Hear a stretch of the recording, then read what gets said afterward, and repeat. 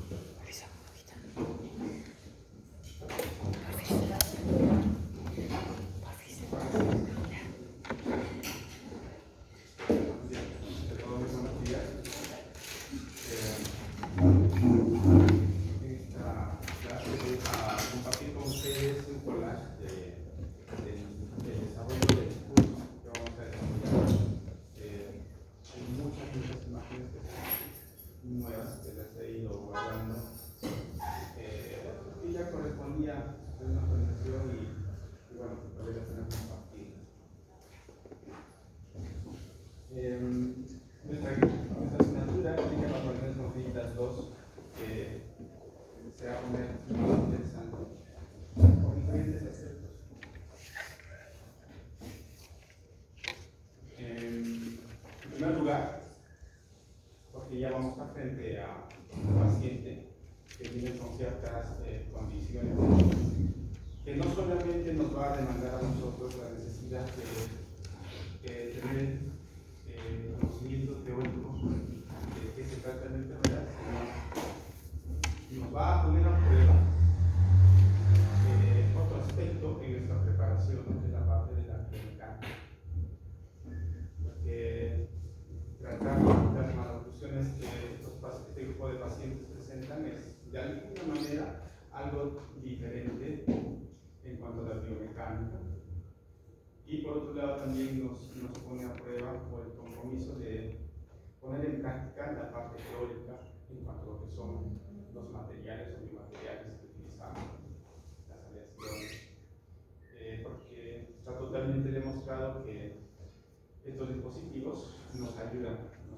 Entonces son tres aspectos que vamos a tener en consideración, pero nos vamos a centrar más en la parte de el enfoque de tratamiento, no es tanto así en el recurso de biomecánica, sino al tema interdisciplinario, multidisciplinario, que lo vamos a ir conversando.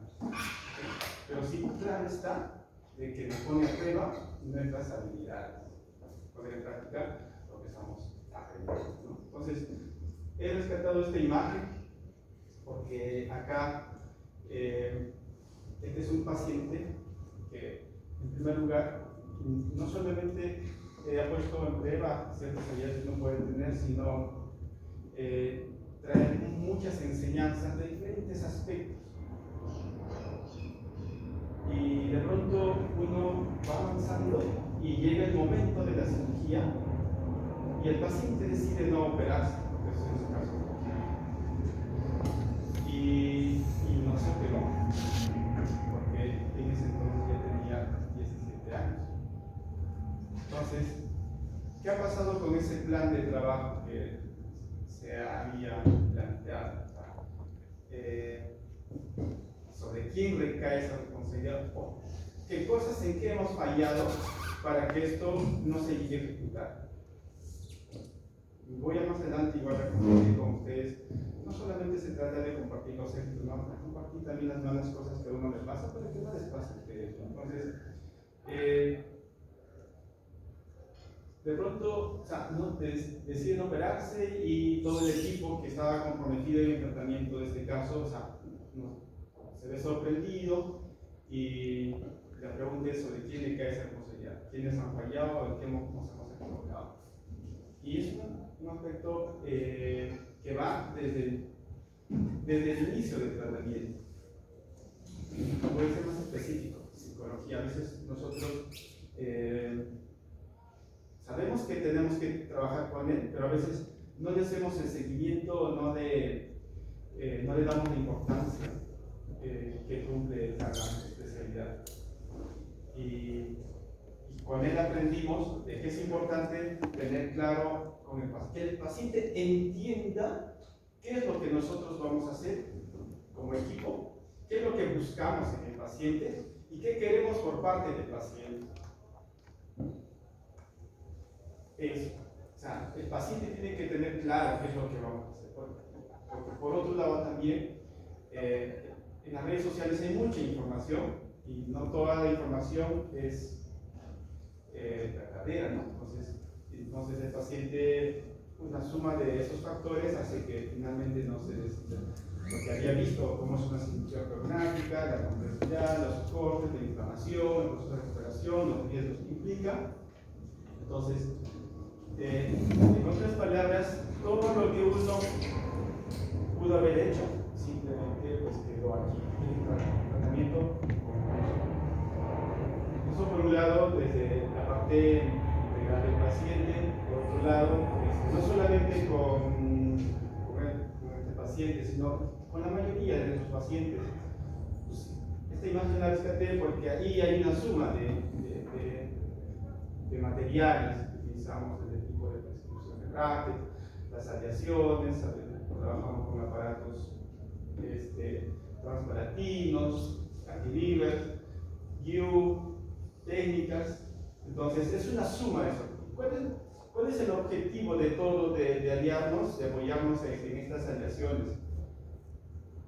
Que el objetivo es de que lo que nosotros vayamos a hacer tenga efectos positivos para una siguiente cita, ¿no? Porque muchos de ellos son pacientes lejanos y hay que, como operador, lo único que vas a desear que con el tiempo, en la próxima cita, el paciente venga en otras condiciones.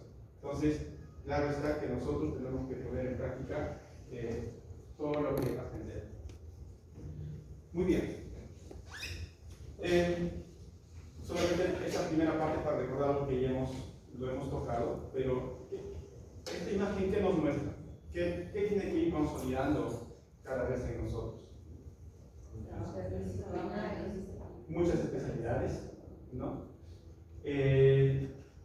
Interdisciplinario, multidisciplinario, que están comprometidos. Y por otro lado, sabemos que no todos van a actuar en un mismo momento. Hay guías de procedimiento que van a poner un orden en quienes tienen que actuar, pero todos son importantes, eso está claro. Todos son importantes en la rehabilitación integral del paciente. ¿Okay? Entonces, no solamente es odontología como una especialidad, sino es un servicio de salud que compromete otras especialidades de la medicina. Entonces, no nos olvidemos la necesidad que tenemos de trabajar en este grupo de pacientes. Nos vamos a centrar bastante en los pacientes con malformaciones. O sea, no hay forma que trabajemos de manera individual si queremos tener buenos resultados. ¿Okay? Entonces, eso tiene que ir quedando claro. Siempre que cuando tengan la oportunidad de adquirir un caso con estas características, cómo es que tienen que llevar. Ahora, este es en realidad el día a día, se podría decir, cuando trabajamos en un establecimiento de salud. Una junta médica que tiene como objetivo tomar conocimiento del caso, las diferentes especialidades, hacer un entendimiento del diagnóstico de qué se trata y hacer propuestas de tratamiento. ¿No? Generalmente cuando hay un caso en particular se llama una junta médica y es a un residente a quien le encargan que haga la presentación. La presentación es algo puntual, no es muchas diapositivas, son 5 diapositivas, donde se muestra el caso y se muestra la patología si es que se puede mostrar en la imagen y se adjunta a ellos los exámenes, los diferentes estudios, exámenes auxiliares que haya podido necesitar el paciente. Entonces, todos participan, todos hacen una propuesta de tratamiento desde su campo de acción. Entonces, estos términos también ya lo hemos ido mencionando, solamente para recordar cuáles son las diferencias entre estos términos, ¿no? Es importante diferenciarlo porque, si bien es cierto, de alguna manera tienen algo en común, es el paciente y el problema, son los tres tienen ese enfoque. Es el paciente y de qué manera cada especialidad puede sumar para que el paciente recupere su salud. Voy a empezar con el que está resaltado de amarillo multidisciplinario. Por ejemplo, prefiero escuchar un poquito para que se pueda entender de mejor manera. Cuando un paciente entra a sala de operaciones, ¿qué especialidades están ahí comprometidas? El cirujano, ¿no? Principal, el anestesiólogo y la enfermería, de base ellos, ¿no? La pregunta es, son diferentes especialidades. Entonces ahí hablamos de multidisciplinario. Pero acá hay un detalle, que cada especialidad, se puede decir, tiene sus propios objetivos. Tiene una tarea. En el caso del anestesiólogo, monitorear los signos vitales para que el paciente permanezca vivo, ¿no? El cirujano está enfocado en el procedimiento quirúrgico como tal, y el personal de enfermería tiene otras funciones, quizás no directamente con el paciente, pero de que su función es importante porque es la encargada de administrar el instrumental, los materiales que se van a necesitar. O sea, cada especialidad de alguna manera es independiente, tiene sus propias funciones. No es que se están peleando, yo me meto al trabajo del anestesiólogo o me meto al trabajo del cirujano. No está. Cada uno tiene sus funciones y su espacio, ¿no? Cada especialidad, multidisciplinar. Quien es en común es el paciente, ¿no? Que recibe la atención. Y entonces, ¿qué hay con el término de interdisciplinariedad? Ahí como que eso ya es un poco más específico y eso recae en nosotros. Nosotros en odontología, ¿cuántas especialidades tenemos? 17 especialidades, ¿no? Nosotros como cirujanos dentistas, con diferentes especialidades, nos enfocamos en un área determinada. Y el objetivo es la rehabilitación.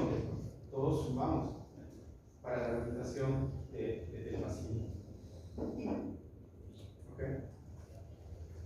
Entonces, este término de interdisciplinaridad es más específico. ¿Okay? Y el término transdisciplinario, igual, quizás es un enfoque donde diferentes especialidades participan con el objetivo de aportar en la recuperación del paciente, pero este término también tiene el objetivo de dar importancia a cada especialidad. Acá todos son importantes, todas las especialidades son importantes. ¿Okay? Entonces, son términos que lo vamos a ir escuchando en conferencias, en libros, en los reportes. Entonces, ya sabemos más o menos en qué se diferencia. ¿Okay? Muy bien. Brenda, Ana, ella tiene dos nombres. Ya recuerdo haberles mostrado. Es un ejemplo de una paciente que tiene una malformación mayor. ¿Se acuerdan cuando recibimos la clase vimos la parte genética? Hay malformaciones menores y mayores, ¿verdad? Entonces, acá y acá. Esta es una malformación mayor. ¿Okay? Por la necesidad del caso, se solicitan los exámenes auxiliares con el objetivo de tener más claro la parte de diagnóstico de los tejidos comprometidos. Ayuda al diagnóstico, sin duda. Y estas imágenes tomográficas va a permitir la reconstrucción de estas estructuras. En este caso, para nosotros, le hemos dado la utilidad en que teníamos que hacer un registro de impresión, y de esta manera es como lo hemos elaborado, confeccionando una cubeta individual a partir de esa reconstrucción, para luego en una programación en el centro quirúrgico, tomar una impresión y bueno, y este modelo nos va a permitir, no solamente a mí, sino ha sido solicitado por otra especialidad de cabeza y cuello para la planificación de su tratamiento. En este paciente, si recordamos la imagen inicial de este paciente, la pregunta es, ¿se podrá poner en práctica la ortopedia maxilar prequirúrgica que nosotros estamos aprendiendo? Definitivamente no, por la complejidad del caso. Entonces, hay otras propuestas de tratamiento, como es la ortopedia quirúrgica que llaman. Nosotros hacemos ortopedia maxilar. En este caso es una ortopedia quirúrgica porque van a hacer una corrección de las estructuras comprometidas, pero de manera quirúrgica. Entonces, de la misma manera, luego de ese procedimiento quirúrgico, se hace una reevaluación para luego hacer un dispositivo intraoral que va a tener diferentes objetivos, se podría decir. ¿Cuál es el primero? Esta parte. ¿De qué manera ayuda al paciente? De manera alimentación.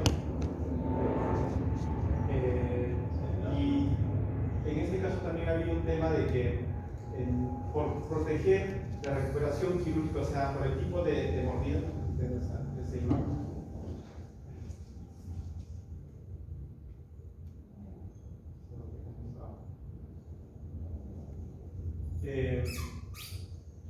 De alguna manera también actúa como un aparato de contención. ¿Okay? Pero el primer objetivo es porque es un paciente que tiene una fisura orofacial, hay una fisura palatina, y esa fisura palatina justifica la necesidad también de tener un obturador para que ayude en ese proceso de recuperación y de adquisición de nuevas funciones biológicas en este paciente. Entonces, allí en la imagen de la tomografía pueden ver cómo es que quirúrgicamente se ha hecho esa ortopedia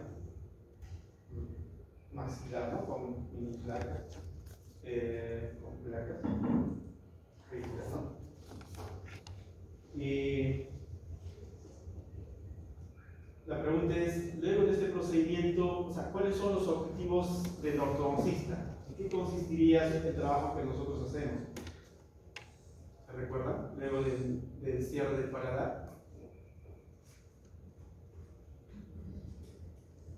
Sabemos que acá no corresponde quizá por la edad, ¿no? O sea, que allí ya la niña ya tiene más de un año, ¿no? Pero, sabemos que nosotros jugamos un papel muy importante en el tema de dar un acompañamiento en el crecimiento y desarrollo del paciente, acompañando a los padres qué alteraciones van a tener, y porque ellos, por el desconocimiento que tienen muchas dudas, muchas preocupaciones, y nuestra función es allí ir explicándoles, ir aclarando o respondiendo las preguntas que ellos tienen.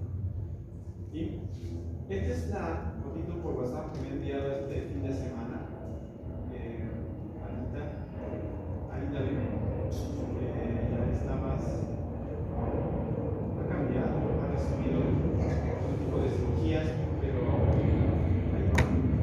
ella vive en Iquitos, y bueno, de todas maneras le hice la invitación en cuanto ella pudiera asistir o cuando vaya, que me busque, ¿no? Si hay algo que podemos ayudarla, ahí porque ya por la edad ya va a empezar a hacer más permanentes, y si es que hay la posibilidad de hacer algo más con ella, bienvenido, porque de alguna manera está bien. Y ella, dentro de esa malformación grande que tiene, tú le hablas y te escucha y juega, ríe contigo, o sea, no estará al 100% la parte cognitiva, pero así dentro de esa limitación neurológica que entienden y saben diferenciar quiénes la apoyan, se podría decir, quiénes la atienden, y la niña te hace gestos.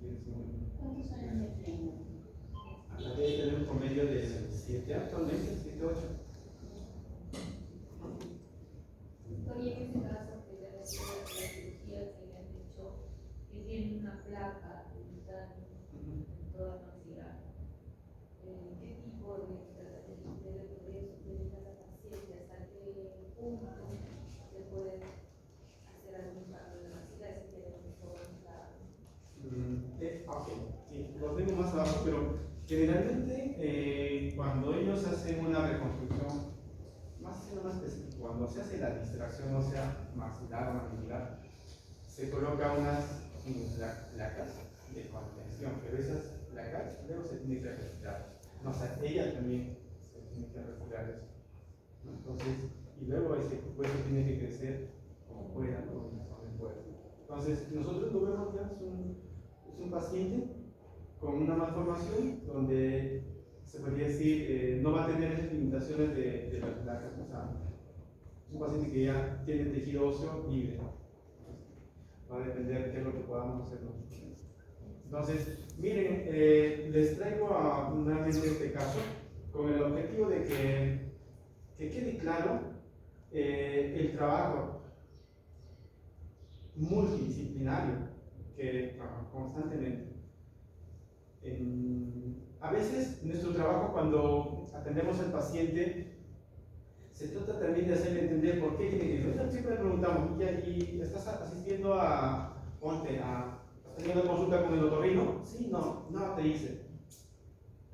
A veces por el desconocimiento que uno podría tener, ¿no? Pero si nosotros nos tomamos unos minutos y le explicamos que sí es importante que debe recibir, estamos ayudando. Estoy seguro que luego de una explicación que tú le des, que obviamente todo es por el bien del paciente, la mamá o los padres van a entender y pues van a buscar atención, a sacar cita con nosotros especialistas. Pero si nadie le dice nada, a veces muchas veces no hacen nada. ¿Por qué? No porque no quieran, porque desconocen qué es lo que se debió de haber hecho.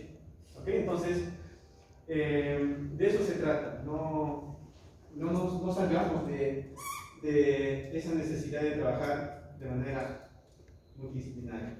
Esto también ya lo hemos visto. Las guías de práctica clínica, la función, la importancia que tiene para poder nosotros poner en marcha o sumar a ese tratamiento multidisciplinar. Simplemente dar cumplimiento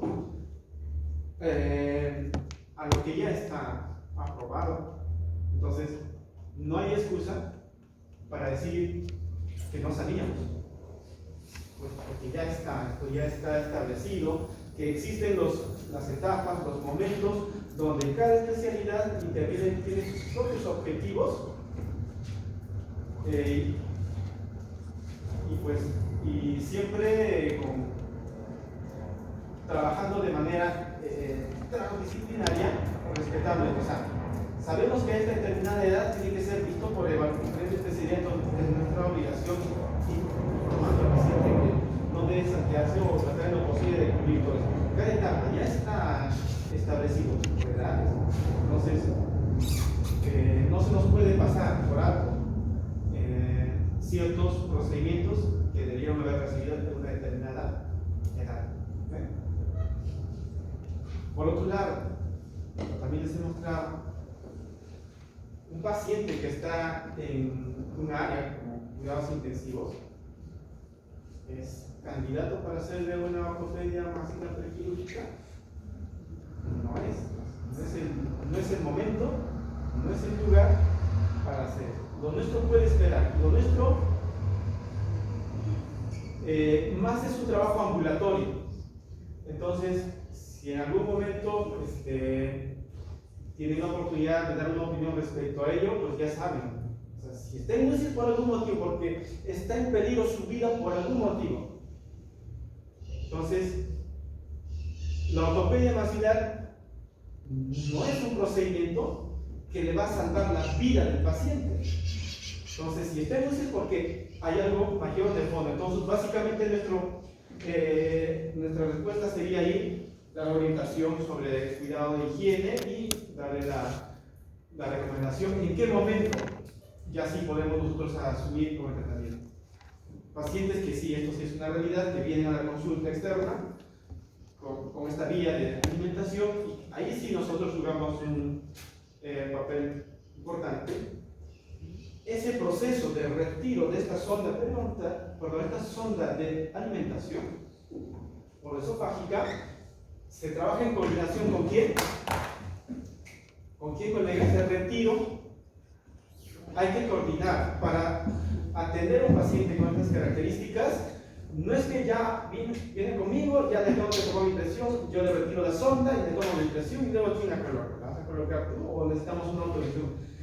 Tiene que ser siempre coordinado, previa autorización, porque si no hay una autorización de por medio, van a haber hasta denuncias podrían haber. Entonces, solamente para recordar, colegas, sabemos que lo podemos manejar, y aquí está la imagen, sí lo podemos manejar, pero previa autorización del pediatra que no está viendo, ¿no?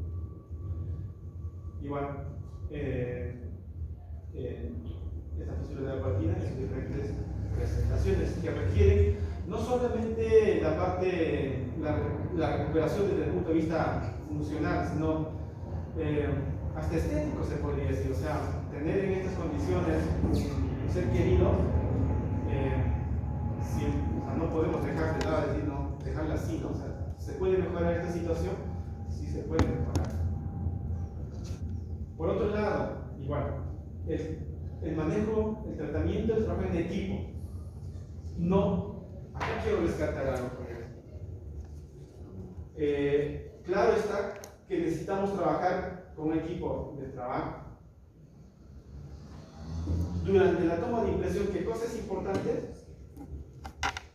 ¿Qué cosa yo espero que suceda durante esa toma de impresión que dura un promedio de 30 a 40 segundos? ¿Qué deseo que sí o sí haga el paciente? No, por ahí va. Que llore, colegas. Tiene que llorar ese niño. Porque si está llorando, está respirando, colegas. ¿Ok? O sea, es un signo que aquí te da esa tranquilidad de que está bien. Si el niño no está llorando, hay que estar atentos allí. Y a veces hay que suspender ese procedimiento que estamos haciendo. Pero el llanto es lo mejor que puede suceder en ese momento. ¿Okay? Entonces, les había comentado la importancia del acompañamiento. No todos coinciden con esta propuesta de que los padres tienen que estar afuera y solamente acá.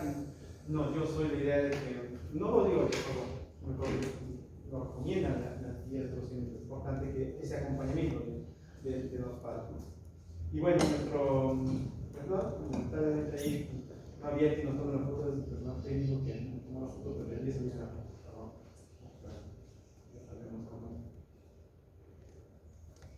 y bueno, esta parte ya lo hemos visto. Ahora ya entendemos cuál es el origen y la explicación por qué se presentan los diferentes tipos de malformaciones. Acá, importante saber la severidad, si es una fisura labiopalatina completa o incompleta, porque la complejidad, ¿qué va a determinar? El pronóstico. O sea, nosotros, lamentablemente, no por ser especialistas, vamos a garantizar el éxito de todos los casos que nos llegan, ¿no? La severidad tiene mucho que ver con el pronóstico. Entonces, nos permite ver nuestras limitaciones. Y esas limitaciones, uno es la severidad. Hay otros factores que hemos visto, ¿no? El tema de la edad, en qué momento estamos empezando a trabajar con el paciente, si hay un acompañamiento de los padres con el uso de estos dispositivos o no. Pero no nos olvidemos siempre el tema del diagnóstico, colegas. ¿Cuándo es completo o incompleto, colegas? ¿Sí? ¿Se recuerdan cuando decimos completo y incompleto? ¿Cuándo es completo?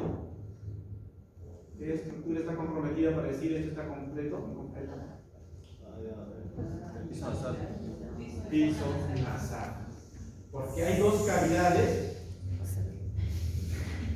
cavidad bucal y cavidad nasal, dos áreas comprometidas.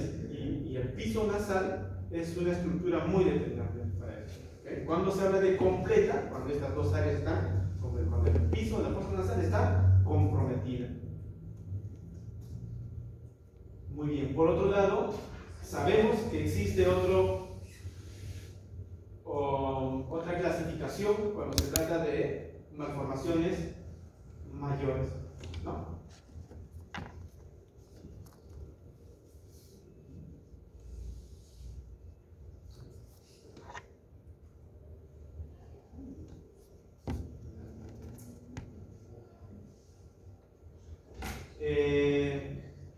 Les habíamos hablado que cuán importante es el diagnóstico, porque esto va a permitir el plan de tratamiento multidisciplinario. ¿Quién es prioridad? ¿No? Ya es la parte de neurología, más abajo, oftalmo, otorrino, rosicuellas, neuroplástico, o sea, va a permitir hacer un plan de trabajo. Muy importante la parte de diagnóstico para identificar qué estructuras, qué tejidos están comprometidos. Muy bien, este ya es el día a día, los pacientes como vienen, el registro fotográfico, frontal y vértex, y la confección de nuestro dispositivo, que por cierto, a la próxima clase, que ya vamos a empezar a las 8 de la mañana nos toca, yo voy a traer modelitos para todos. Todos van a tener un modelito de unilateral para que puedan hacer todo sobre paso a paso de la elaboración de la dispositivo. Ya vamos a ir cortando con la delegada para el tema de los materiales. Entonces, ahí está. Que si se puede, los niños se adaptan. De mayo, 2 meses.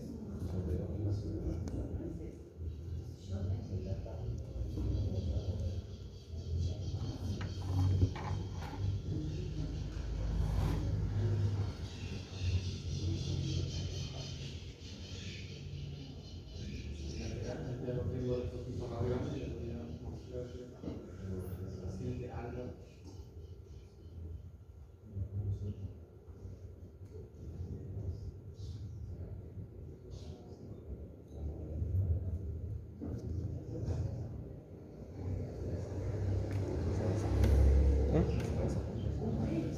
¿Cómo? Ya, pues normal. Pero hasta ahora me está diciendo. Bilateral, ¿no? Sí, es un ¿Cómo? mes. Solamente estás hablando de cosas del pasado.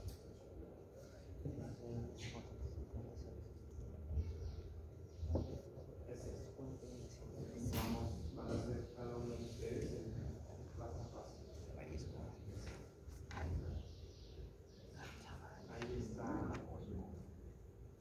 Después de la, ¿cómo se llama? Keitoplastia. Rompimiento de dinosaurios. Y sigue creciendo. Y es que la segunda fase, ¿no? Que es la ortopedia maxilar prepalato-plastía.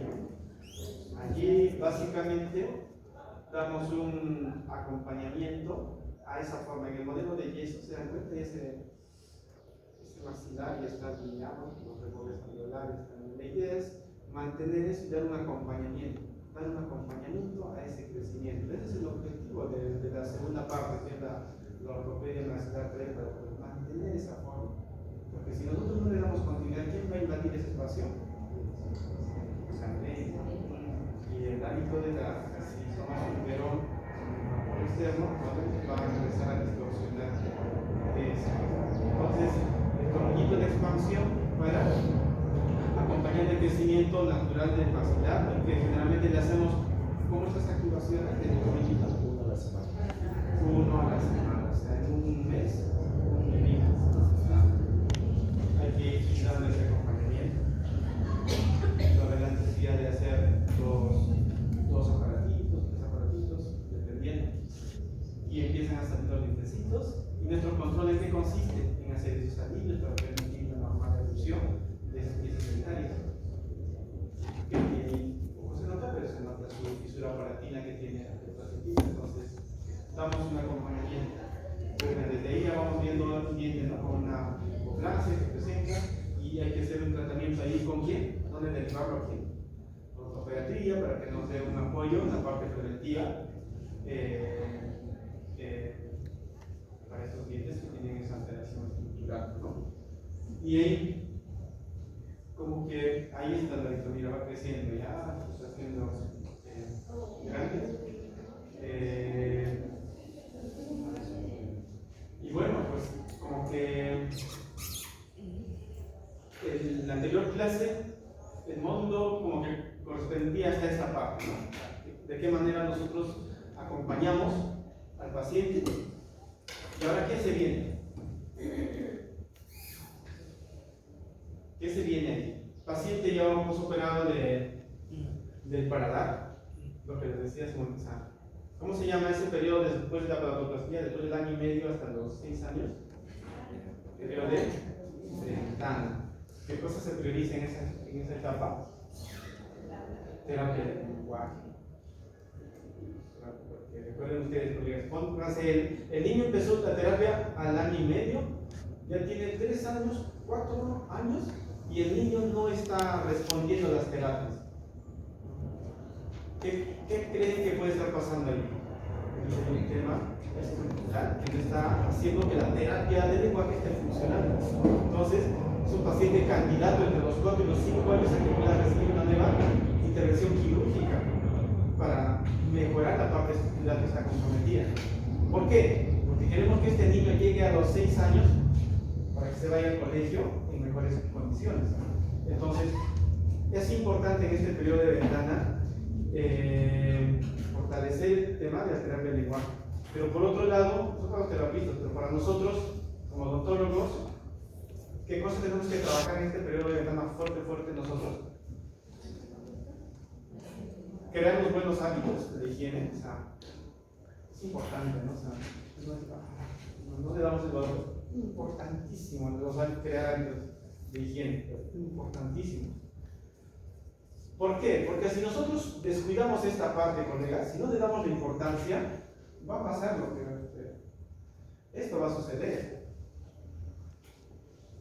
Y díganme si esto no es un problema.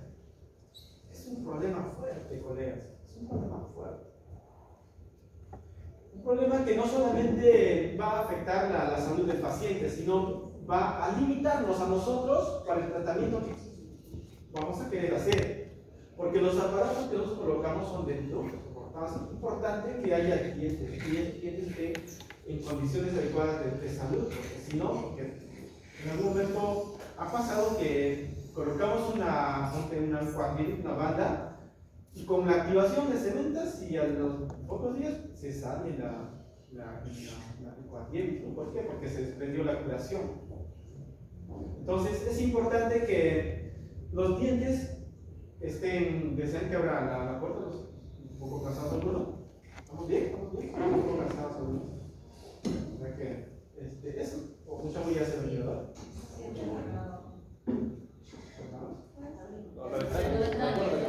Entonces dígame si quieren, yo hago la puerta.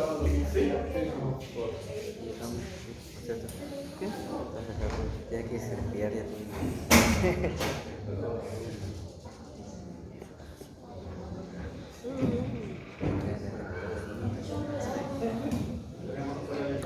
Me he comprado una botella a 29 soles.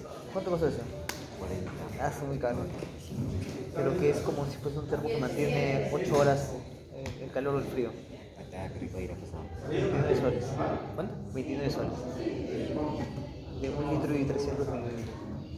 300. Muy bien.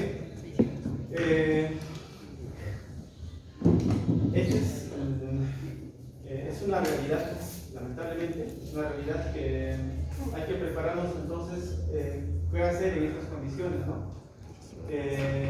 Bueno, desde la parte ortodóntica que vemos el tema de la nutrición, ya vemos la severidad del caso, pero las condiciones de las estructuras dentarias comprometidas. Toca derivar, ¿no? Derivar a ortopedia o si no, pues asumir uno, ¿no? Que dentro de sus capacidades poder hacer la rehabilitación. Bienvenido, ¿no? otro caso. Igual. O sea, de pronto vemos esta situación, esa malnutrición, pero yo digo, o sea, la ortopedia tendrá como objetivo solucionar esa malnutrición.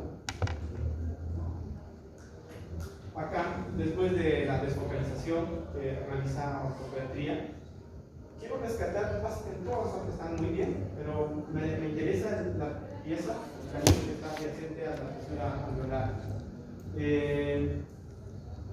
Siempre que, o sea, ortopedía ya sabe ya que yo siempre voy a pedir traten lo posible de salvar todo lo que se pueda salvar. ¿Y con qué objetivo? ¿Con qué objetivo pido que este canino no sea extraído?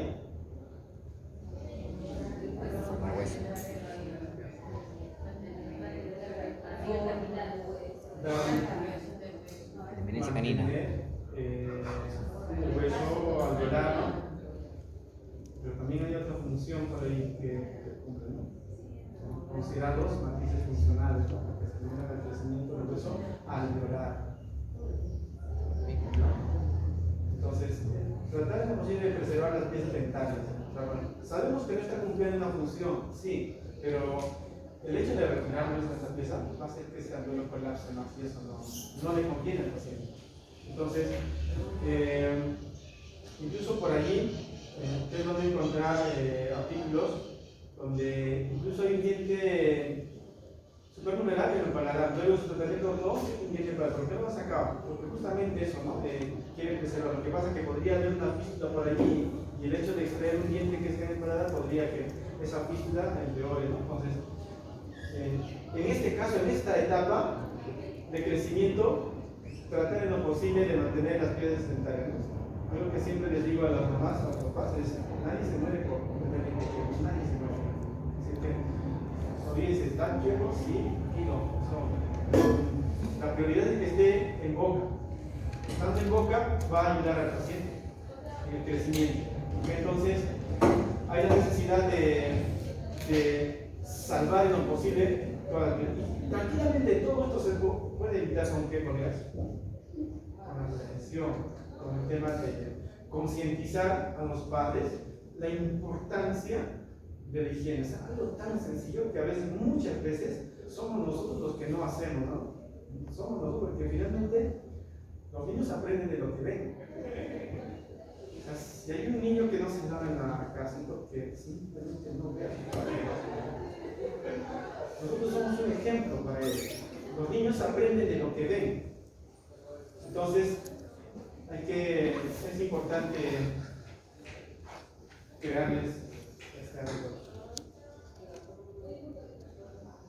Hay pacientes que acuden a destiempo para el tratamiento. Es también otra realidad. Entonces, pacientes que ya salen de ese esquema de tratamiento, ¿no? Pero entonces, te llega un paciente de 8 meses, un año. ¿Qué hacemos? Pregunto.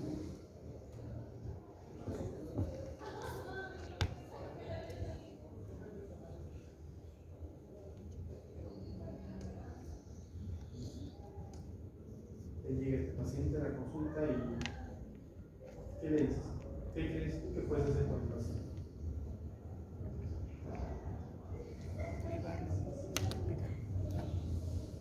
¿Qué haces como ortodoncista?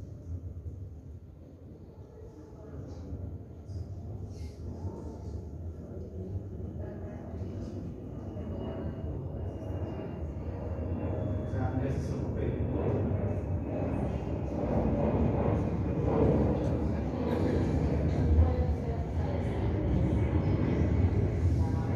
Se hacen muchas cirugías a este lamentablemente, porque los pacientes llegan un poquito tarde y también porque nosotros como salud, como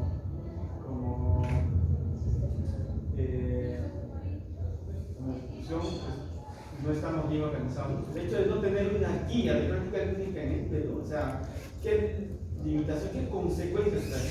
Muchos padres no vienen porque desconocen. ¿Quién es el responsable de informar estas cosas a los padres? Somos los profesionales de salud. Entonces, muchos casos llegan a destino. Y entonces, esta es la realidad. vuelvo a hacer una pregunta. Te llega este paciente, ¿qué propones tú como ortodoncista? Evaluar si tiene un mal hábito con la lengua, está impidiendo que siga creciendo adecuadamente la mano. ¿Cuáles son limitaciones? Ya evaluamos que son funciones biológicas. ¿Otra cosa?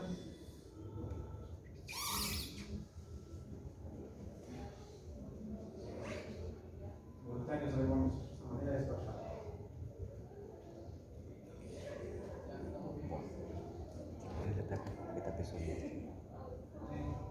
Va por el tema de la edad. O sea, lo primero que ¿estás seguro? ¿Qué edad tiene el paciente? Ya, 20 años. Tengo 8 meses ya. 8 meses. Entonces ya. ¿Qué haces tú? ¿Cómo consiste los 8 meses? ¿Está en condiciones de hacer ortopedia preclínica para quiroplastía? Por la edad ya no. Entonces, ¿qué deberíamos hacer?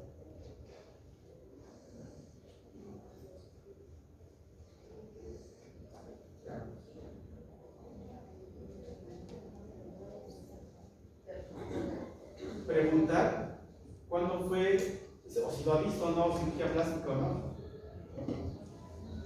Porque si no lo ha visto, es lo primero que yo tendría que hacer. Paciente de tantos meses de edad, con diagnóstico de edad, solicita evaluación y sugerencia por su especialidad para posibilidad de quiroplastía.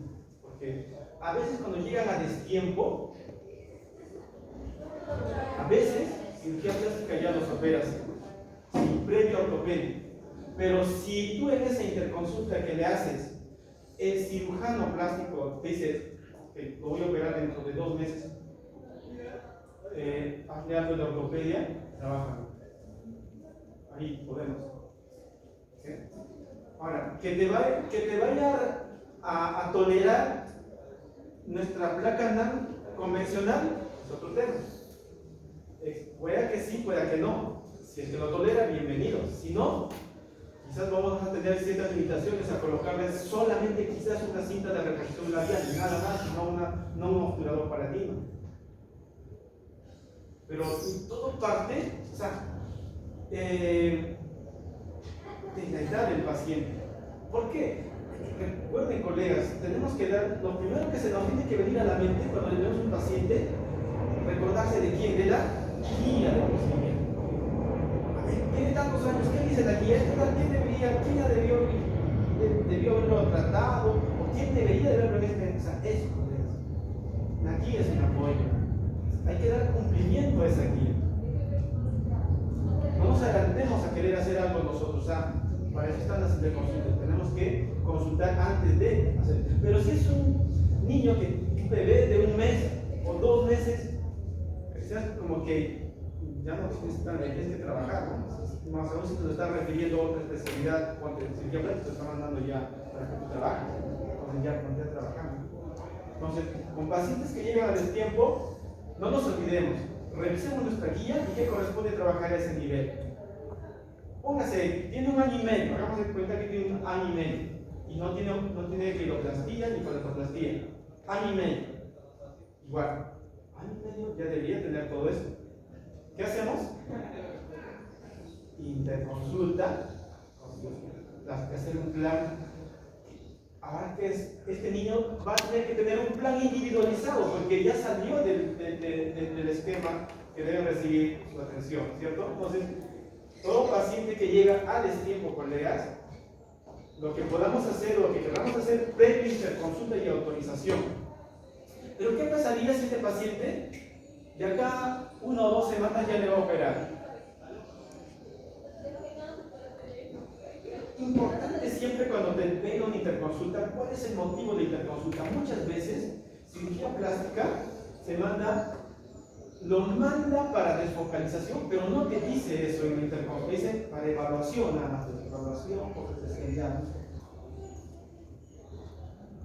Pero lo que ellos quieren es que hagas calculación, porque tiene cable, porque tiene una raíz, pero no te lo escriben, simplemente evaluación por universidad. Es tu responsabilidad Ahí es decir, paciente con tal diagnóstico presenta focos infecciosos en boca, paciente próximo a queloplastía, se sugiere desfocalización previa a procedimiento quirúrgico. Eso tú tienes que responder es un paciente que presenta foco infeccioso en boca, por lo que se sugiere desfocalización previa a tratamiento quirúrgico del que se sugiere. Ok, entonces el paciente volverá con su respuesta a interconsulta. El cirujano plástico revisará en cómo tiene foco. Ya, primero desfocaliza, luego manualmente. Pero si el cirujano dice, ¿qué tiene que entrar? Bueno, igual entraré a operar, es otro tema.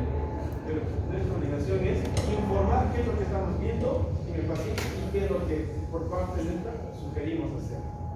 Okay, entonces, lamentablemente el tema de ver pacientes que llegan al tiempo también es algo muy frecuente en esta.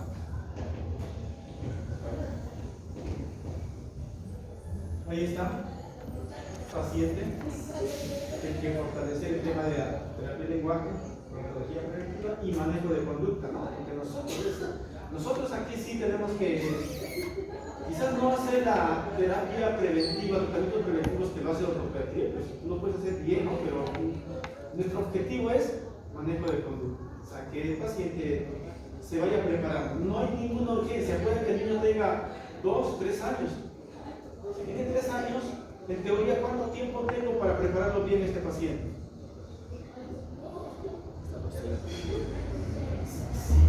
Si hasta los 6 años, entonces tiene 3 años, tengo 3 años para hacer esa preparación de adaptación. ¿Y cada cuánto tiempo lo tengo que citar al paciente? ¿Cada mes?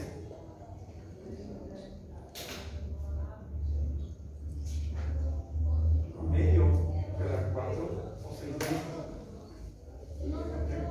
Nosotros, o la ortopedia tiene otro plan que lo ve a veces cada 2, 3 meses. Eso va a depender de su riesgo que el paciente tiene. Pero nosotros, promedio entre 4 o 6 meses. ¿Sí?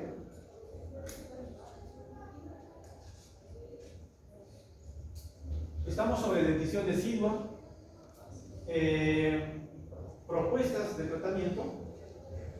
Ahí sí ya cada uno toma decisiones, cuál aparato, cuál dispositivo utilizar. Todas funcionan de alguna manera, entonces allí, pero sí, al margen de qué tipo de aparatología utilicemos, colegas, de esta imagen lo que quiero rescatar es esto: mejorar las condiciones, mejorar. No siempre llegamos a corregir, colegas. No siempre llegamos, es más, el objetivo no es corregir. El objetivo de la ortopedia es crear condiciones favorables para el crecimiento y desarrollo dentro maxilares. La ortodoncia interceptiva, colegas, tiene como objetivo crear condiciones favorables para su propio crecimiento dentro maxilar. Crear condiciones. No es exclusivamente solucionar la maloclusión. No es. Entonces, eso tiene que quedar muy claro. Luego de esto va a haber un periodo de recambio y existe una gran posibilidad que esos dientes permanentes erupcionen también.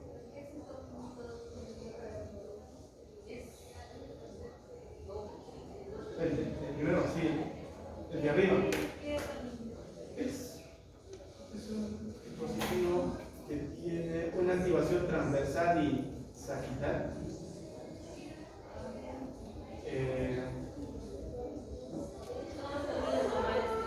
Sí. Nosotros hacemos el diseño, ya le indicamos al laboratorio que ellos lo hagan. Sí, eso básicamente.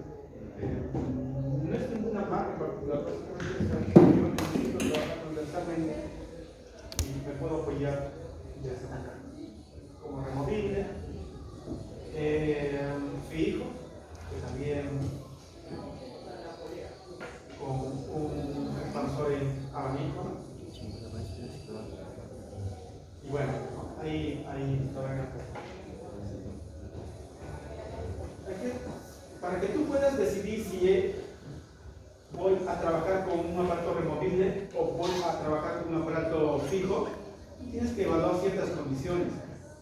Si es un paciente que va a tolerar un aparato removible, va a colaborar, lo va a utilizar, hay un acompañamiento de los padres, pues, ¿no? Pero es un paciente que ves que por ahí como que viene con muchas caries, eso te dice otra cosa, que es un niño posiblemente un poco descuidado, o sea, no va a haber alguien quien esté acompañando, o sea, entonces es un paciente que sí cumple ciertas condiciones, nada, trabajemos sin importar el tipo de dispositivo que trabajemos. Ahí va creciendo el paciente, ya estamos en dentición mixta. Acá, colegas. Ya pongámosle acá cuánto, ¿7 años? ¿Qué? ¿Medio? 7 años. Pregunto.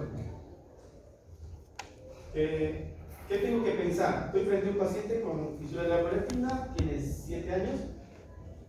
¿Qué se me tiene que venir a la mente? Me camino pensando en quién. O sea, siempre fijándome en función de la edad. 7 años, de hecho que ya ha tenido sus 2 primeras cirugías. ¿Qué se le viene? Cirugía de uso de edad. Que la edad es algo relativo, entre los 9 y los 11 años, relativo. Entonces, ok, tengo que proyectarme, tengo que preparar a este paciente para su injerto de hueso de edad. ¿Cómo? No sé, pero la cosa es tenerlo claro en función de la edad del paciente, qué es lo que se tiene que trabajar a partir de este momento con él. Okay, entonces, no siempre el objetivo es corregir el problema de la oclusión, sino preparar esa cara dental para quién, para el injerto. Pues, obviamente pedimos siempre su radiografía para evaluar el tema del desarrollo radicular. A veces pasa que el canino de un lado está más desarrollado que el otro. Entonces, empiezas a pensar, o sea, ¿por qué? ¿Qué estará pasando a este lado? Entonces, hay esa diferencia en cuanto al desarrollo. Bueno, hay un tema transversal que según nuestro diagnóstico es una característica en los pacientes fisurados. ¿Por qué? ¿Por qué el tema transversal en los fisurados es prevalente?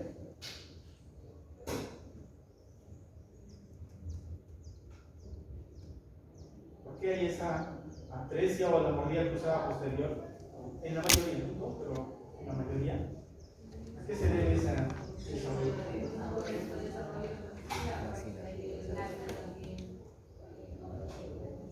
También, hay algo más. Está aquí en primer lugar. ¿Quién hace que ese maxilar tenga poco desarrollo? O que sea limitado. Los labios. ¿Por qué ese maxilar en los pacientes fisurados desarrolla de esa manera? La cicatriz de la... Esa cicatriz quirúrgica es lo que ocasiona ese poco crecimiento del maxilar. Es la cicatriz quirúrgica. Hay otros factores también, pero en primer lugar es la cicatriz quirúrgica. Entonces, luego de la palatoplastia, esa cicatriz quirúrgica que se forma va a ser la limitante fuerte para que ese maxilar pueda desarrollarse. Porque hay casos donde el paciente no ha recibido su palatoplastia y sus maxilares han crecido casi dentro de lo normal. Entonces, hay la necesidad de trabajar a nivel transversal, sí los hay. Ya en su momento de exposición nos hablarán el tema de qué análisis transversal tengo que hacer para concluir un diagnóstico, ¿no? Que hay un maxilar comprometido transversalmente. Entonces, en función de ese diagnóstico tendré que plantear una propuesta de tratamiento que tenga como objetivo mejorar esa discrepancia transversal. También hay un tema sagital, sí, hay la necesidad de mejorar, en este caso las condiciones hizo que mejore precisamente, pero no es lo importante, las condiciones corregir corrigiendo esa visión. Simplemente la conformación del arco, en otras palabras, colega. La conformación del arco. Ese es el punto. Si esa conformación de arco te trae como consecuencia que ha corregido la mordida cruzada posterior, que ha corregido la mordida invertida anterior, bienvenido sea. Pero tu objetivo es la conformación del arco. ¿Ok?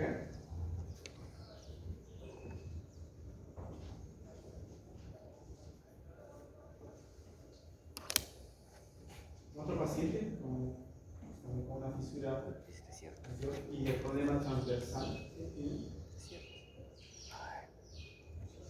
Igual, colocamos nuestro aparato expansor y como podrán ver, ayuda bastante. Acá, luego del trabajo en sí de la expansión, cuando tenemos que retirar este aparato de expansión luego de que haya cumplido los objetivos, hay que colocar un aparato de contención. Y este aparato de contención tiene un diseño algo diferente. ¿Por qué? Porque esta zona va a ser una zona de intervención, ¿no? Entonces, para facilitar el tema de la incisión y del decolado que hace la cirugía plástica, es que ese arco transpalatino tiene que tener un diseño diferente para que no interfiera la cirugía. Pero de que tiene que tener un aparato de contención, tiene que tener un aparato de contención. Porque si no, eso desliga la movilidad. ¿Okay? Entonces, estamos haciendo conformación de arco. Conformación de arco.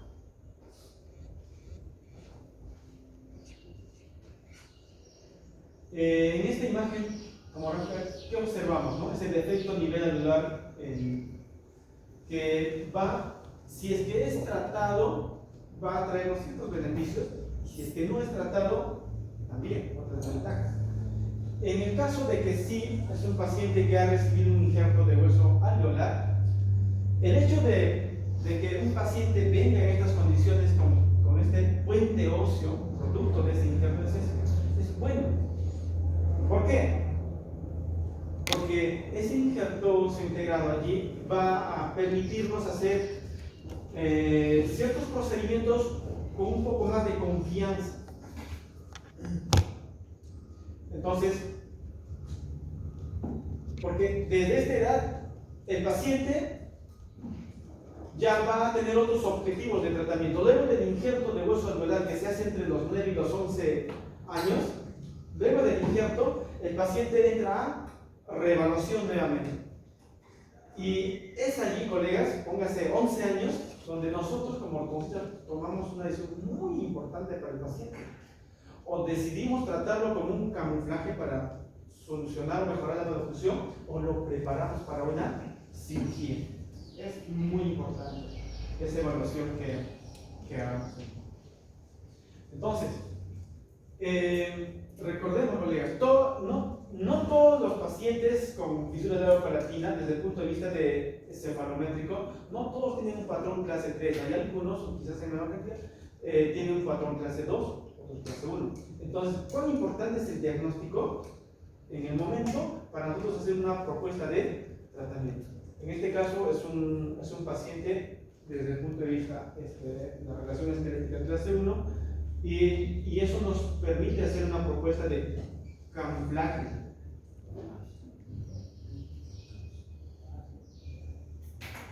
¿No? ¿Por qué? Porque es un paciente que tiene pues, esas condiciones esqueléticas que nos va a permitir trabajarse como una malnutrición clase 1. La diferencia está que quizás siempre tenemos que tener el tema del cuidado en cuanto al manejo periodontal con él, para que va a haber también un tema para hablar de esto, pero los pacientes fisurados generalmente son pacientes frontalmente comprometidos, entonces eso, mucho cuidado cuando tengamos que hacer nuestra biomecánica, siempre con mucho cuidado. ¿Okay? Entonces, es una opción de tratamiento en camuflaje. Otra paciente donde no todos tienen la misma suerte, se podría decir, de que ese injerto alveolar sea adecuado para circunstancia. Es una paciente que por la severidad, miren colegas, por la severidad del caso, no es candidato para un injerto, porque esa brecha, esa distancia de la fístula alveolar es bastante. Recuerdo poner una foto que llegó hace poquito.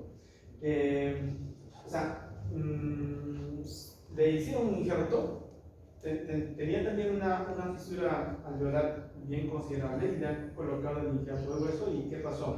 Ese proceso de reparación, luego de la intervención quirúrgica, los tejidos tan tensos se retrayeron y en otras palabras el injerto se veía clínicamente, exposición del injerto. O sea, por eso es importante que ciertos procedimientos tienen que ser tratados por quien corresponde. O sea, tengo la oportunidad, por un tema de ambiente de trabajo, se había comentado que el injerto de hueso alveolar lo está haciendo cabeza y cuello, está haciendo cirugía plástica. Y no tenemos craniomastoideo facial, pero sí he tenido otros casos que he hecho craniomastoideo facial. Si yo tendría que elegir para mi paciente o para mi paciente, elegiendo tres, va a ser el craniomastoideo facial. Para mí está preparado. No digo que todo lo que haga cirugía plástica esté mal, no. Tienen muchos casos que tienen buen resultado, sí, pero yo prefiero que no más lo facial. Muy bien, entonces, este es el escenario de otro caso. Allí, ¿qué es lo que observamos? A nivel del paladar. ¿Cómo se llama ese defecto? Es un paciente postoperado del paladar. O sea, ya le han hecho la paladoplastia, pero años después viene y se muestra de esta manera y de pronto, ese defecto, ¿cómo lo describes? ¿Cómo se llama? Fístula. Fístula.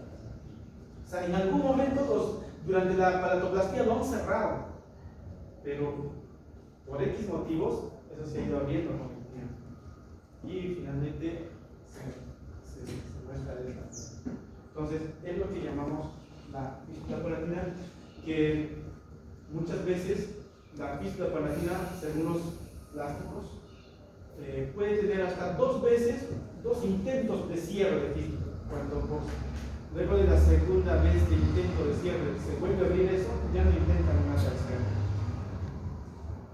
Y es por eso que cuando hay esa situación, ellos se reclaman que se le haga un obturador. Entonces, es una paciente que, bueno, empezamos a trabajar con ella. ¿Qué podemos observar acá? Mira, hay ausencia de varias piezas dentales, ¿no? Los incisivos laterales ausentes. Acá hay un canino deciduo y un canino permanente, a diferencia de los premolares. Este es un canino premolar, pero no hay premolar. Entonces, aquí, miren, con ella sabemos que injerto de hueso no va a haber. Entonces, ¿cuál es el objetivo del tratamiento en este caso? Según la evaluación previa, ya para contar,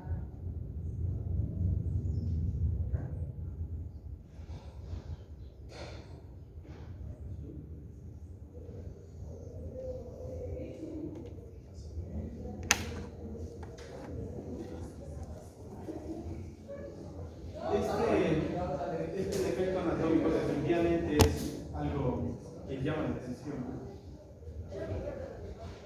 Y allí cerrar ese defecto con tejido blando no va a ser posible, mucho menos con injerto, no va a ser posible.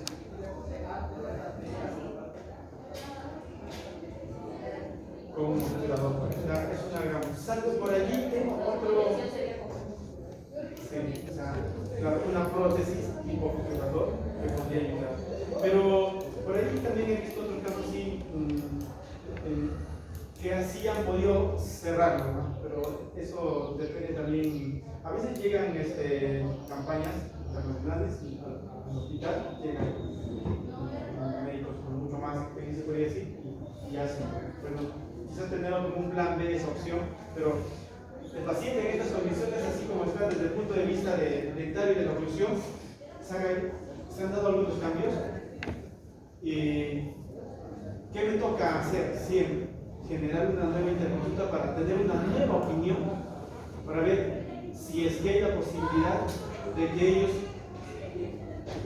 puedan hacer algo clínicamente. En el caso de que ellos digan no es candidato para una cirugía, voy a tener que ir pensando en finalizar el caso de la comisión.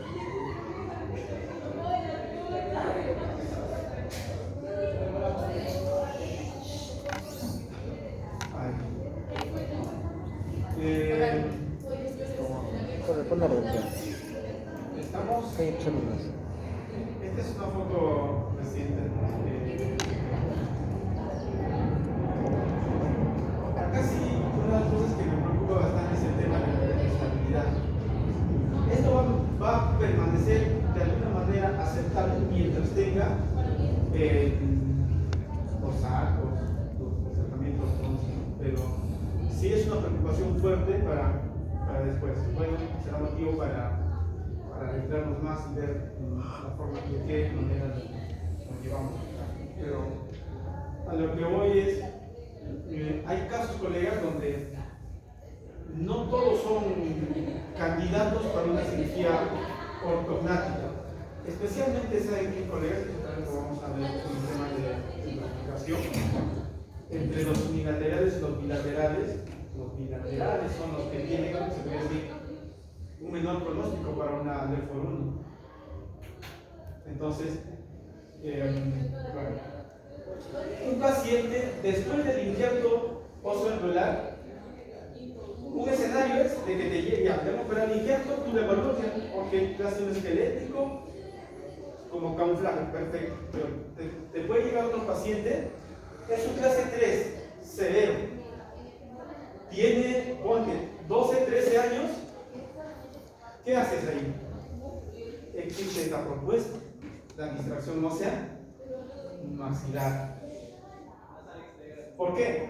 Porque el caso podría ser muy severo y no candidato para una cirugía ortognática convencional. Entonces, su plan B, la distracción osteogénica maxilar.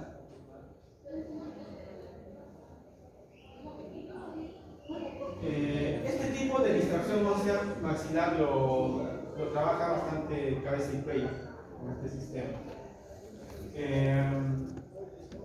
Los maxilofaciales hacen una distracción ósea maxilar interna. Este es externo. Los maxilofaciales más trabajan la distracción ósea maxilar interna. Todos los dispositivos intraorales. Entonces, es un paciente que para que instale toda esta patología entran a quirófano. Y las activaciones de la tracción lo hacen con el paciente hospitalizado. Luego de haber terminado todas las activaciones de la protracción maxilar, está haciendo un promedio entre 2 semanas, un promedio. Está el paciente, le dan de alta y el paciente se va en esas condiciones a su casa con la alta. ¿Por cuánto tiempo? Promedio de 4 a 6 meses. Promedio. Entonces, la pregunta es, ¿y esos 4 o 6 meses qué va a hacer del paciente que tiene aparatos? Nosotros tenemos que ir dando un acompañamiento, un control a eso. ¿Okay? Entonces, es un paciente que mediante otra intervención quirúrgica va a necesitar el retiro de estos dispositivos.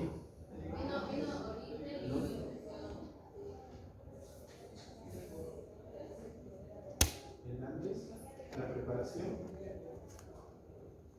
y la recuperación. O sea, la distracción maxilar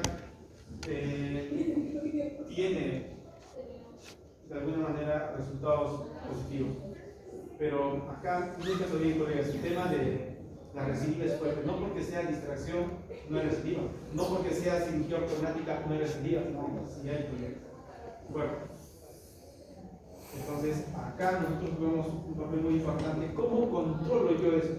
Y si a eso le sumamos, bueno, tenemos una paciente de provincia que otro factor en contra es la falta de continuidad, que a veces no nos ayuda, lamentablemente, porque ya vieron mejorías en su estado de salud, descuidan esta parte de la continuidad y nos ponen más difícil. O sea, pero bueno, ya otra vez nos pone a prueba de qué manera darle continuidad, porque es un paciente que ya ha sido sometido quirúrgicamente. Sí. ¿Hay diferencia entre la distracción interna y externa? ¿Cuándo hay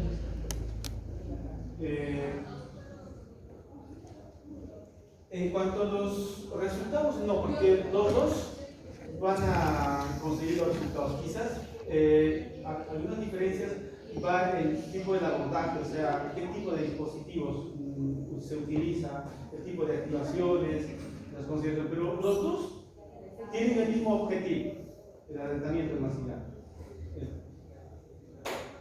Este es un caso que también ha sido un tema de demanda, un problema que voy a comentar. El paciente llega, es una bilateral, le han hecho la distracción maxilar externo. Allí está con sus placas de contención, luego de la distracción. Llega a la consulta, evaluamos, hacemos los registros y este es el escenario. Después de la distracción.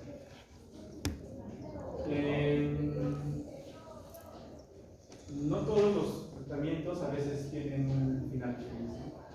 No en detalle, ya conversaremos en su momento. Pero bueno, sabemos que hay un antecedente de una distracción. Ella es la realidad. Entonces, y bueno, fuera que quedó, o sea, se dan cuenta a nivel de premaxila y no permanente, premaxila como se dice, y luego vuelven unas siguientes citas. En el intento de retiro del tiempo de la premaxila se cambió la premaxila. Por eso, colegas, cuando tengan que hacer ecuaciones, cuidados, colegas, yo diría que lo hagan demasiado fácil, colegas. La pérdida de la premaxila es irreparable, ya es irreparable. ¿Okay? Entonces, la cosa se comunicó acá una denuncia. No sé, me imagino que muchos juicios. ¿Al hospital? Claro, el paciente lo dejó salir. Y después otra vez llaman a la junta para ver qué ha pasado, qué se puede hacer. Y frente a esta realidad, ya yo sé que hay responsabilidades profesionales, pero tenemos que también centrarnos en qué planteamos para mejorar esta situación. Pensemos en soluciones. Obviamente con las limitaciones que implican, ¿no? Entonces, empezamos a trabajar. Eso sí fue una orden directa de la dirección para poder hacer algo, para mejorar el caso. Nada, pues empezamos a trabajar, a mejorar la situación. Y avanzando.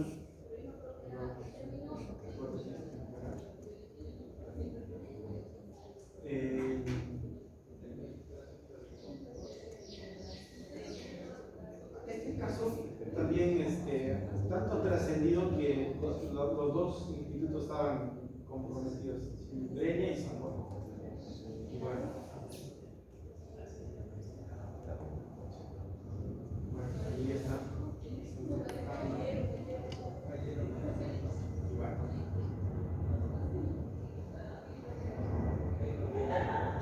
Otra pacientita, ya quizás esto más en el ámbito privado. Lo traigo acá por un tema de que a veces en el hospital tenemos ciertas limitaciones en cuanto al tipo de procedimientos que podemos hacer y tipo de dispositivos que podemos utilizar. Entonces, a veces es una limitación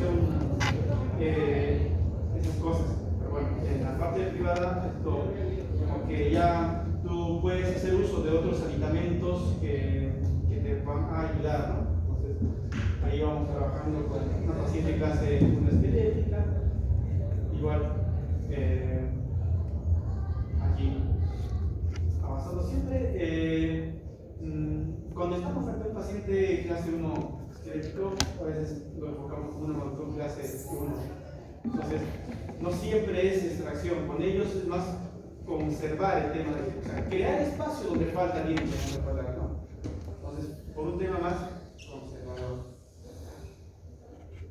Ahí vamos avanzando, otro paciente, igual esquelético.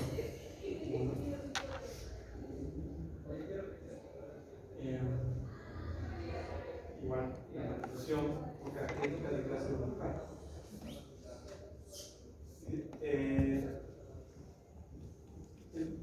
Los anteriores casos, como se dan cuenta, nunca pensé que iba a trabajar bastante con el Quartiers. Yo utilizo bastante el Quartiers y es una buena familia, muy buena. Pero existen otras propuestas que también vamos a ir conversando en las siguientes clases. Una de ellas, ¿no? Porque les comentaba, es la de técnicas de información, que también nos ayuda. Obviamente esto va acompañado de otros datos, el australiano, el traje,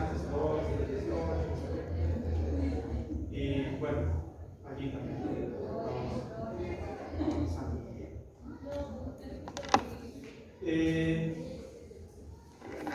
Con esto básicamente quiero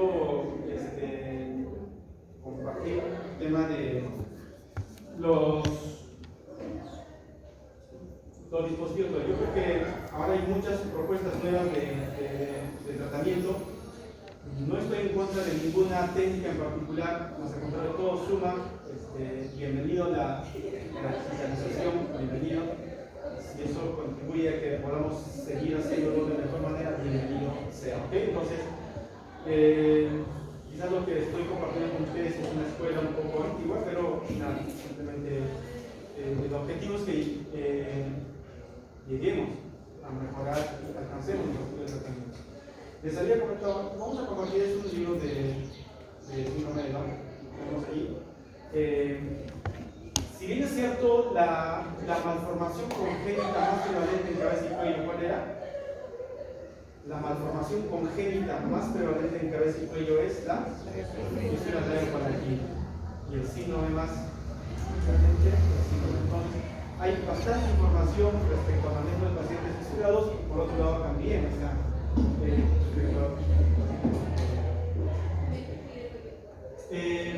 este caso lo he llevado acá cuando era R1, y acá lo que quiero rescatar es, y va a haber oportunidad de que todos tengan este libro, lo puedan revisar, especialmente los profesores que me han tocado. Se habla bastante de, dentro de las muchas cosas, el acompañamiento familiar, mucho. Entonces, simplemente hay que darle cumplimiento a esas recomendaciones que los libros lo hacen. Entonces, acá no estamos descubriendo la pólvora, simplemente estamos poniendo en marcha las recomendaciones. Joaquín, un paciente que llegó acá a la clínica y bueno, las características propias del síndrome de Down.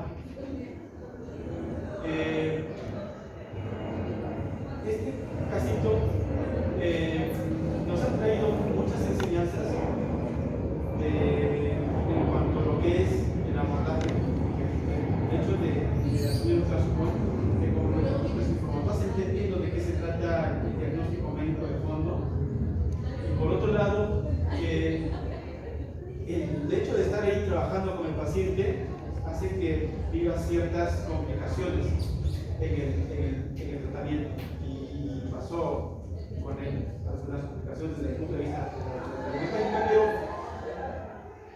finalmente pudimos mejorar el caso y terminarlo, y bueno, vamos a tener oportunidad de hablar un poco más de este fenómeno que aquí me ha tocado, pero es un muy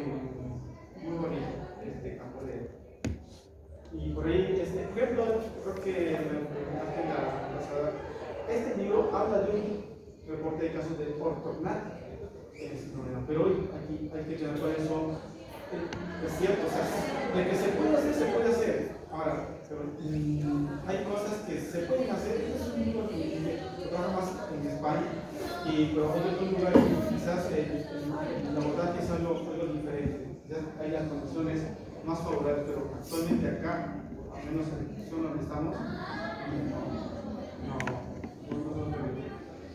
Por otro lado, tenemos ciertas malformaciones adquiridas que podemos también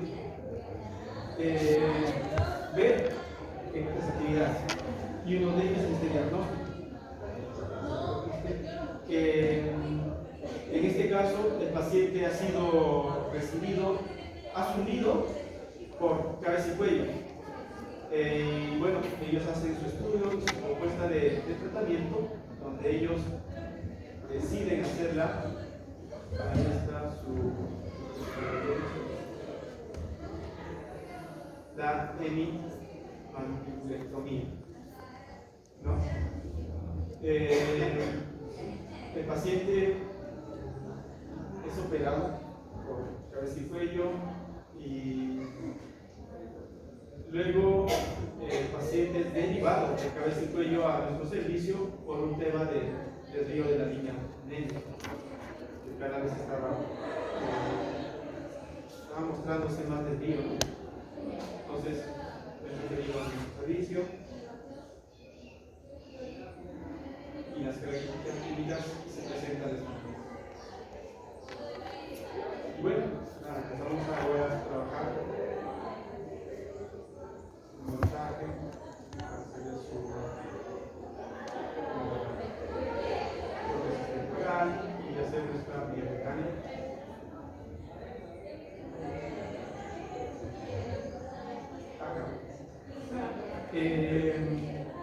Es un paciente que por el tiempo que ha transcurrido se dan cuenta, acá hubo ese injerto, se ha integrado a esa placa.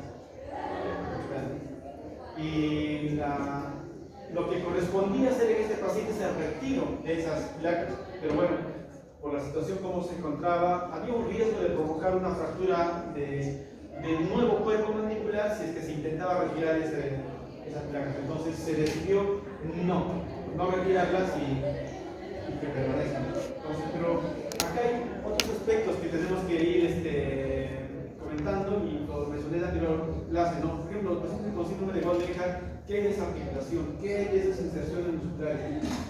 O sea, es diferente. En este caso acá, al retirar una parte de la mandíbula, esas inserciones musculares quedan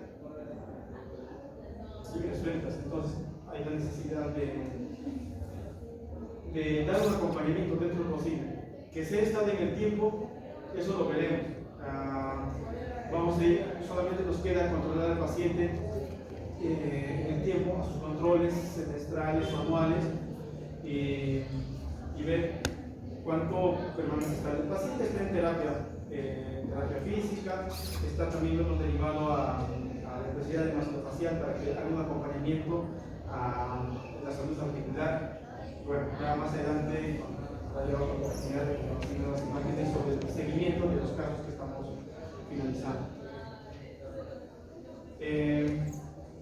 Otro paciente con trastorno mental, el diagnóstico de retraso mental moderado, la sensibilidad esquelética y dentaria, y los diagnósticos del sistema. Para mí es un poco la evidencia que tiene diagnóstico médico, ¿no?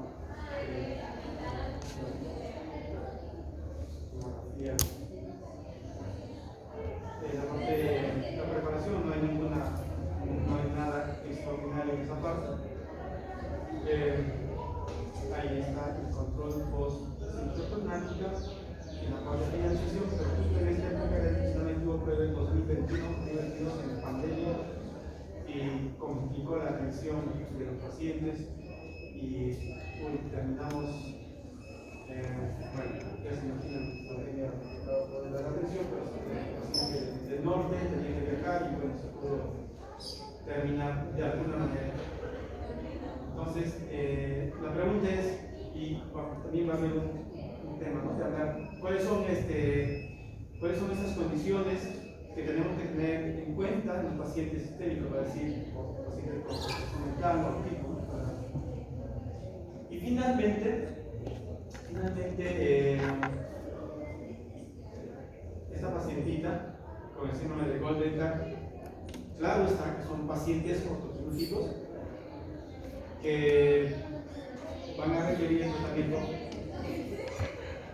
multidisciplinario, pero la parte de la biomecánica definitivamente no es fácil. No es fácil, pero bueno, hay que ver la forma como sobrellevar esas dificultades propias de nuestro trabajo, porque son pacientes con una apertura bucal limitada, la necesidad de los tejidos blandos muy limitados, y la instalación de los aparatos también son algo dificultosos, pero bueno, allí el postquirúrgico, luego de la cirugía ortognática, viene con una movilidad abierta muy considerable, luego de la cirugía.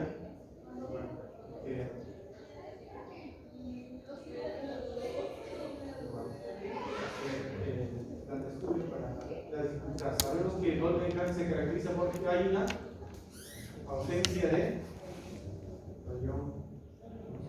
cómo le articulamos, ¿no? Se me olvidó para un poco revisar esa parte y qué opciones se pueden manejar, ¿no? Entonces, bueno, aquí con los cambios. Ahí está. Muy bien, colegas. Eso es respecto a la presentación.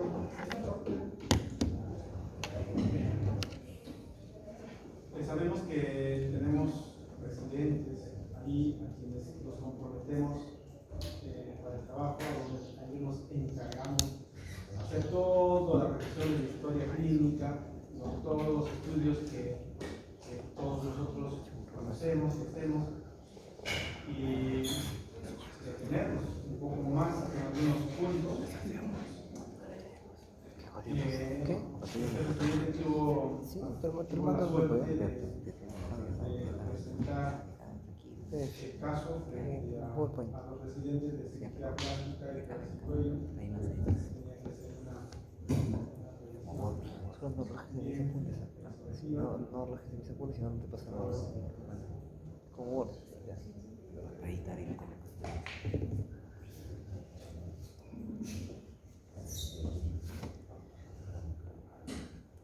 toda una historia transformada.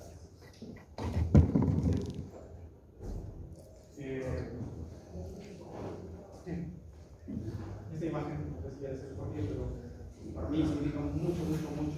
De manera natural ellos se han puesto en esa posición, pero habla mucho de ellos. O sea, es una familia que pues, busca mejorar la condición de salud de su niño o niña. Ellos hacen un esfuerzo, no sé, ellos son el uno, tienen sus controles, depositan en nosotros toda su esperanza, toda su esperanza, confianza. Y frente a ese deseo como padres, ¿verdad? Que nosotros como profesionales estamos en la responsabilidad de poner nuestro mejor esfuerzo para hacer bien las cosas, no son muy fáciles, digamos, pero tampoco imposible. Entonces, la idea de mostrarles este collage, colegas, es simplemente motivarlos a que sí podemos hacer muchas cosas. Entonces, bueno, eso básicamente. ¿Alguna pregunta? ¿Un comentario? Muy bien. Avanzados.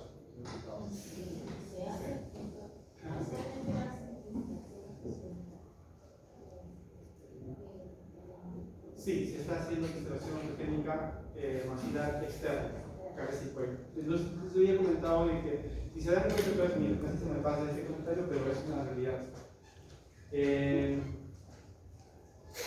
Lamentablemente, no tengo un caso finalizado en ortoquirúrgico en el instituto. Y la explicación es la siguiente.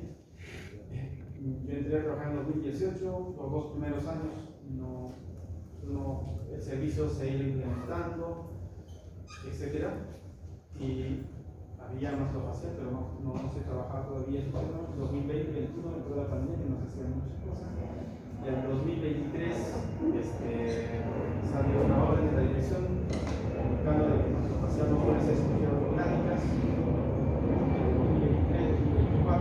O sea, de alguna manera limitados, pero simplemente este comentario tiene que ver como un mensaje siguiente. O sea, ¿quién es el perjudicado acá? He tenido un par de pacientes que ya estaban en condiciones para la cirugía ortognática, pero simplemente no lo han operado por motivos. Cada uno ya por qué, ¿no? Pero quizás en este momento esa es una frustración mía, ¿no? De no haber tenido un acompañamiento de un cirujano mastofacial, pero bueno, las cosas se por algo, más adelante ojalá se pueda superar estos inconvenientes que estamos teniendo a nivel nacional con los colegas de cirugía mastofacial, odontología y especialmente con